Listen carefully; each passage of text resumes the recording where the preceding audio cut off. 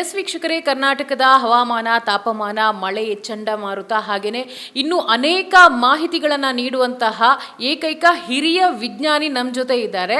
ಅವ್ರ ಹೆಸರು CS ಪಾಟೀಲ್ ಅಂತ. ಇವಾಗಿನ ಬೆಂಗಳೂರಿನಲ್ಲಿರುವಂತಹ ಹವಾಮಾನ ಇಲಾಖೆಯಲ್ಲಿ ಹಿರಿಯ ವಿಜ್ಞಾನಿ ಹಾಗೆ ನಿರ್ದೇಶಕರಾಗಿ ಕಾರ್ಯನಿರ್ವಹಿಸ್ತಾ ಇದ್ದಾರೆ. ಅವರನ್ನ ಮಾತಾಡಿಸ್ತಾ ಹೋಗ್ತೀನಿ. ಸರ್, ಹಾಗೆಯೇ ಈಗ ರಾಜ್ಯದಲ್ಲಿ ಈ ವಾರದಲ್ಲಿ ಯಾವ ರೀತಿ ಮಳೆ ಬರುತ್ತೆ, ಹಾಗೆಯೇ ಯಾವ ರೀತಿ ಮುನ್ನೆಚ್ಚರಿಕೆ ಕ್ರಮಗಳನ್ನು ಕೈಗೊಳ್ಳಬೇಕು ಸರ್? ಈ ವಾರದಲ್ಲಿ ಕರ್ನಾಟಕದ ಉತ್ತರ ಒಳನಾಡಿನ ಜಿಲ್ಲೆಗಳಲ್ಲಿ 25% ಕಡಿಮೆ ಪ್ರದೇಶದಲ್ಲಿ ಹಗುರದಿಂದ ಸಾಧಾರಣವಾಗಿ ಮಾತ್ರ ಮಳೆಯಾಗುವ ಸಾಧ್ಯತೆ ಐತಿ. ಈ ವಾರ ಒಂದು ಸ್ವಲ್ಪ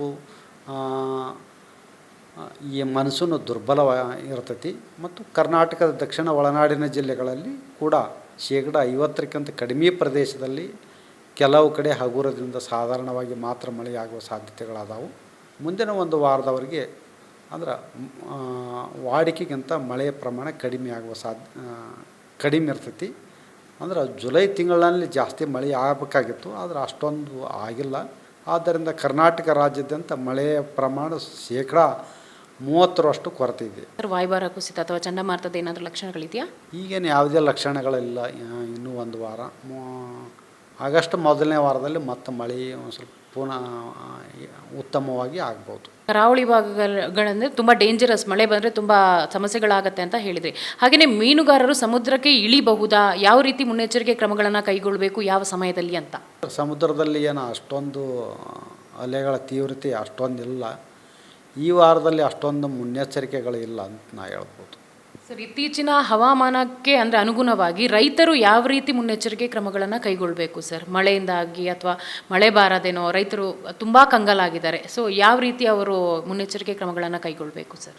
ಅದು ಏಪ್ರಿಲ್ ಮೇ ತಿಂಗಳಲ್ಲಿ ಭಾರತೀಯ ಹವಾಮಾನ ಇಲಾಖೆ ಮುಂದೆ ಈ ಒಂದು ಮನ್ಸೂನ್ ಯಾವ ರೀತಿ ಇರುತ್ತೆ ಅನ್ನೋದು ಅದರ ಬಗ್ಗೆ ಮುನ್ಸೂಚನೆ ಕೊಟ್ಟಿರ್ತಾರೆ. ಅಂದ್ರೆ ಮಳೆ ವಾಡಿಕೆಗಿಂತ ಕಡಿಮೆ ಆಗುತ್ತೋ ಅಥವಾ ವಾಡಿಕೆಗಿಂತ ಹೆಚ್ಚಿಗೆ ಆಗುತ್ತೋ ಅಂಥೇಳಿ ಅದರ ಪ್ರಕಾರ ಅವರು ಇದನ್ನು ಮಾಡ್ಕೋಬೇಕು.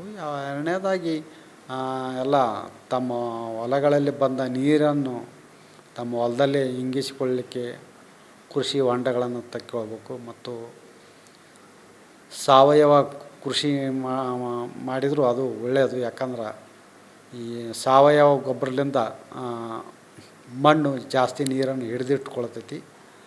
ಮತ್ತು ಮಳೆ ಕಡಿಮೆ ಐತೆ ಅಂತೇಳಿ ನಾವು ಸೂಚನೆ ಕೊಟ್ಟಾಗ ಕಡಿಮೆ ಮಳೆಗೆ ಬೆಳೆಯುವಂಥ ಬೆಳೆಗಳನ್ನು ಹಾಕೋದು ಅಥವಾ ಅಲ್ಪಾವಧಿಯಲ್ಲಿ ಬೆಳೆಗಳನ್ನು ಹಾಕೋದು ಇದು ಒಂದು ಅವರು ಇದನ್ನು ಮಾಡ್ಬೇಕಂತ ಹೇಳ್ತಾನೆ.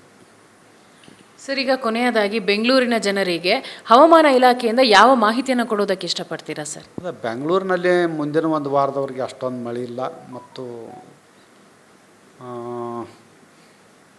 ಈ ವರ್ಷ ಸ್ವಲ್ಪ ಮಳೆಯೂ ಕಡಿಮೆ ಆಗುವ ಸಾಧ್ಯತೆ ಇದೆ. ಆದ್ದರಿಂದ ಜನರು ಇದು ನೀರಿನ ಕೆಲವೊಮ್ಮೆ ಅಭಾವ ಆಗ್ಬೋದು. ಇದರಿಂದ ಜನರು ನೀರನ್ನು ಎಷ್ಟು ಬೇಕೋ ಅಷ್ಟು ಉಪಯೋಗ ಮಾಡಿಕೊಂಡು ನಾವು ಸಾಧ್ಯ ಆದ ಮಟ್ಟಿಗೆ ನೀರನ್ನು ಉಳಿಸಿಕೊಳ್ಳೋದು ಒಳ್ಳೆಯದಂತ ನಾನು ಹೇಳ್ತೀನಿ.